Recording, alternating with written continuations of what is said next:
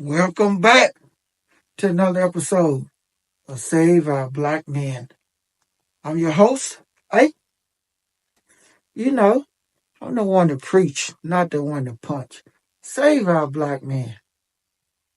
Another week, another episode. This week podcast title,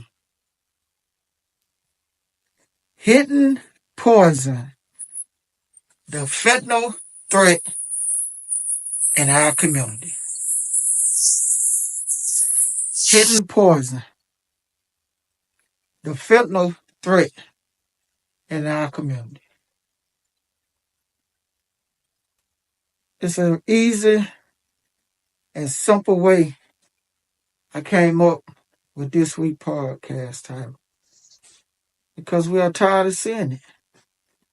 It seems like my community, the black community, is not fighting back against fentanyl coming into the country. So I'm finna hit you with it. Fentanyl overdoses has tripled since 2020. They caught us slipping from COVID and just dumped fentanyl into our community. You might ask, what is fentanyl? It's a synthetic opioid pain that they use in hospitals and surgeries. Very potent. 50 to 100 times more deadly than morphine. So, the reason I came up with that title because of all the overdosing that happened with our young black men. Over 75% of overdose death is related to fentanyl, and the black community is leading in the number of victims that overdose, the number of deaths. 7 years ago, 10, 15, whatever, you didn't hear about the overdose that you hear now. What I mean is that then, if you hear somebody overdose, if you see it, you're like, oh, they shooting up black tar heroin. They got a needle in their arm, or they got pills around them. It's not like that now. Fentanyl changed the game. Some way, the cartels or the drug organizers, more like the cartels, found a way to make fentanyl so accessible that that's $1 billion industry. Easily getting it across our borders so people can start getting addicted to it. And I'm going to tell you now, 2 milligrams, just like you pouring one little shake of salt in your hand, can overdose or kill a person. And I'm going to show you a picture of what 2 milligrams look like. I'm also show you a picture of what fentanyl look like. So, we know we got an issue in our community.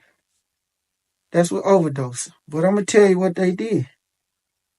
So, they started putting it in weed because what's the number one drug of black men? Marijuana. But something you might not know. They lacing it in the marijuana, which is causing a lot of overdose deaths. But they also putting in that vape pen. See, that's time for another subject. Vape pens, marijuana, cocaine, meth. Y'all the ones that popping them pills, them perks, Xanax, ox, they got it all. They don't find a way to kill a lot of people and to make them highly addicted to fentanyl. A lot of times, they save our black men. We research and we see and we hear it be the people that first time trying something. First time trying weed, lace, dead. Popping a pill, dead. Pill still on their tongue, dissolved. But my people like they don't want to hear that. And save our black men, we have to fight this war. We're going to have to unite with everyone to fight this war of fentanyl. It's a hidden poison that is destroying our black men, our black women, even our black children. You might not understand what I'm saying. Once they get addicted, they'll have fentanyl anywhere. In the house, in the car, in their business. Kids grab it, overdose, dead. Until we educate our people, bring awareness, and hold them accountable, we are fighting an uphill battle. You see, to save our black men, accountability is a must. And the accountability starts with the people who pushing it towards us. I don't want to get political and save our black men. God damn, I'm going to get political today. We're going to have to join the other groups and fighting will push to get fentanyl from just coming across the border like it's nothing. It used to be cocaine. It used to be marijuana.